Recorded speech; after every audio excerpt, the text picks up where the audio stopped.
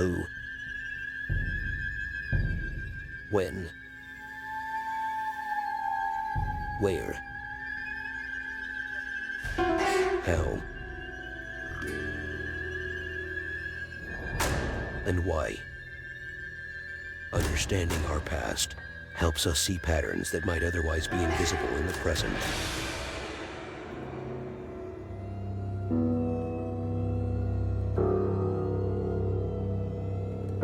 Welcome to History Reports channel.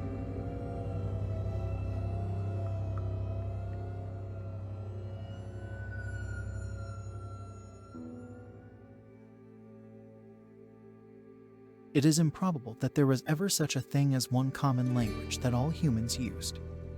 To this day, we know nothing of the language of Paleolithic era, or whether Paleolithic man could even speak the way humans speak nowadays.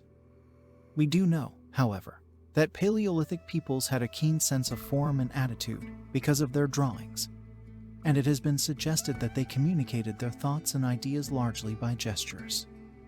It's possible that early words used in that era were mostly cries of warning or passion, or names of specific objects and things.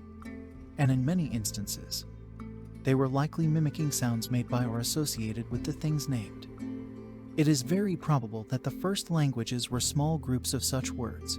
They consisted of interjections and nouns.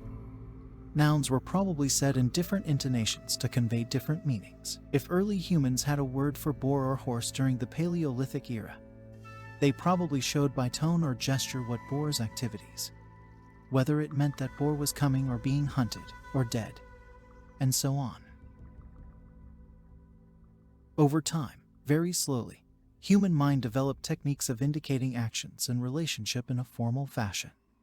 Modern languages contain thousands of words, but the earlier languages could have consisted only of a few hundred.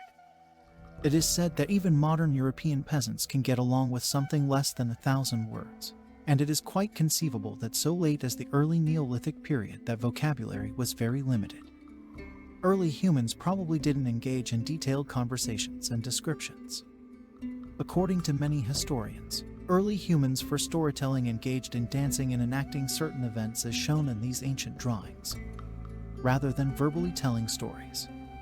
They didn't have methods of counting beyond a method of indicating two by a dual number, and somewhat of expressing many. The growth of speech was at first a very slow process, and grammatical forms and the expression of abstract ideas may have come very late in human history, perhaps only 400 or 500 generations ago. Many scholars who study languages, or philologists, have said that they were unable to trace with certainty any common features in all the languages of mankind. They cannot even find any elements common to all the Caucasian languages. So far, they have found over great areas groups of languages which have similar root words and similar ways of expressing the same idea. But then they find in other areas languages which appear to be dissimilar down to their fundamental structure, which express action and relation by entirely dissimilar devices and have an altogether different grammatical scheme.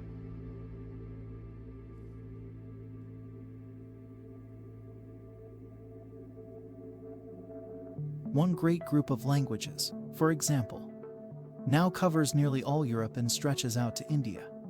It includes English, French, German, Spanish, Italian, Greek, Russian, Armenian, Persian, and various Indian tongues. It is called the Indo-European or Aryan family. The same fundamental roots, the same grammatical ideas, are traceable through all this family. In a similar manner, the Indo-European or Aryan languages ring the changes on a great number of fundamental words. They follow a law of variation called Grimm's law. These languages are nor different things, they are variations of one thing. The people who use these languages think in the same way. At one time in the remote past, and the Neolithic age, that is to say 6,000 years or more ago, there may have been one simple original speech from which all these Indo-European languages have differentiated. Somewhere between Central Europe and Western Asia there must have wandered a number of tribes sufficiently intermingled to develop and use one tongue. Some had called them Aryan people, and others referred to them as Indo-Europeans. They belonged mostly to the Caucasian group of races, and to the blonde and northern subdivision of the group to the Nordic race. This does not mean that people who once spoke the same languages belonged to the same ethnicity, as previously thought. It simply means that a common intercourse had existed, and the possibility of intermixture. However, even this original Indo-European language, which was spoken perhaps 4000 or 3000 BC, was by no means a primordial language or the language of a primitive race. Its earliest speakers were in or past the Neolithic stage of civilization. It had grammatical forms and verbal devices of some complexity. The vanished methods of expression of the later Paleolithic peoples, or of the early Neolithic people. Probably the Indo-European group of languages became distinct in a wide region of which the Danube, Dnieper, Don and Volga were the main rivers. A region that extended eastward beyond the Ural Mountains north of the Caspian Sea. The area over which the Indo-European speakers roamed probably did nor for a long time reach to the Atlantic or to the south of the Black Sea beyond Asia Minor. There were no effectual separation of Europe from Asia then at the Bosporus. The Danube flowed eastward to a great sea that extended across the Volga region of southern Russia right into Turkestan and included the Black, Caspian and Aral seas of today. Perhaps it sent out arms to the Arctic Ocean. It must have been a pretty effective barrier between the Indo-European speakers and the people in the northeastern Asia. South of this sea stretched a continuous shore from the Balkans to Afghanistan. Northeast of it a region of swamps and lagoons reached to the Baltic. Next to Indo-European, philologists distinguish another group of languages, the Semitic, which seem to have been made quite separately from the Indo-European languages. Hebrew and Arabic are similar, but they seem to have a different set of root words from the Indo-European tongues. They express their ideas of relationship in a different way. The fundamental ideas of their grammars are generally different. They were in all probability made by human communities quite out of touch with the Indo-Europeans, separately and independently.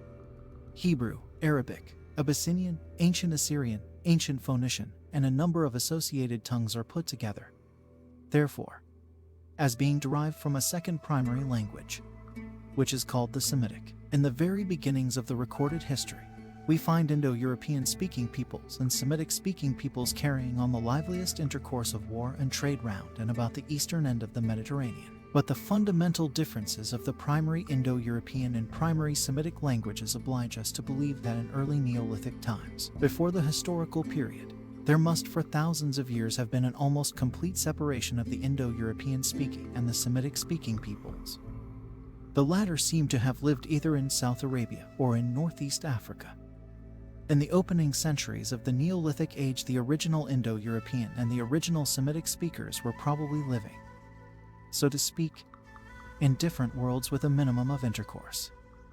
Racially, it would seem, they had a remote common origin. Both Indo-European speakers and Semites are classed as Caucasians, but while the original Indo-European speakers seem to have been of Nordic race, the original Semites were rather of Mediterranean type. Philologists speak with less unanimity of a third group of languages, the Hamitic, which some declare to be distinct form and other allied to the Semitic.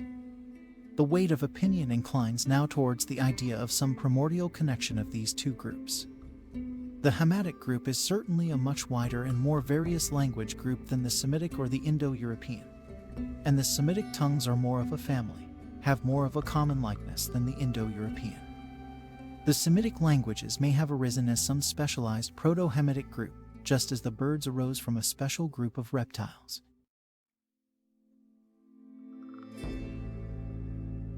The Hamitic speakers today, like Semitic speakers, are mainly of the Mediterranean Caucasian race. Among the Hamitic languages are the ancient Egyptian and Coptic, the Berber languages of the mountain people of the North Africa, and what are called Ethiopic group of African languages in Eastern Africa, including the speech of the Galas and the Somalis. The general grouping of these various tongues suggests that they originated over some great area to the west, as the primitive Semitic may have arisen to the east of the Red Sea Divide. The divide was probably much more effective in Pleistocene times. The sea extended across to the west of Isthmus of Suez, and a great part of Lower Egypt was underwater.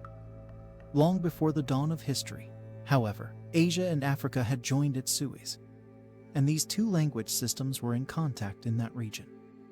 And if Asia and Africa were separated then at Suez, they may, on the other hand, have been joined by way of Arabia and Abyssinia. The Hamitic languages may have radiated from a center on the African coast of the Mediterranean, and they may have extended over the then existing land connections very widely into Western Europe. Across the northeast of the Aryan and Semitic areas there must once have spread a further distinct language system which is now represented by a group languages known as the Turanian, or Ural-Altaic group. This includes Lappish or Lapland and the Samoyed speech of Siberia, the Finnish language, Magyar, Turkish or Tartar, Manchu and Mongol. As a group, they have not been so exhaustively studied by prominent scholars around the world, and there is insufficient evidence yet whether this includes Korean and Japanese languages. A fifth region of language formation was Southeastern Asia, where there still prevails a group of languages consisting of monosyllables without any inflections in which the tone used in uttering a word determines its meaning. This may be called the Chinese or monosyllabic group, and it includes Chinese, Burmese, Siamese, and Tibetan. The difference between any of these Chinese tongues and the more Western languages is profound. In the Pekingese form of Chinese, there are about 420 primary monosyllables, and consequently each of these has to do duty for a great number of things, and the different meanings are indicated either by the context or by saying the word in a distinctive tone. The relations of these words to each other are expressed by quite different methods from the Aryan methods. Chinese grammar, for example, is a thing different in nature from the English grammar. It is a separate and different invention.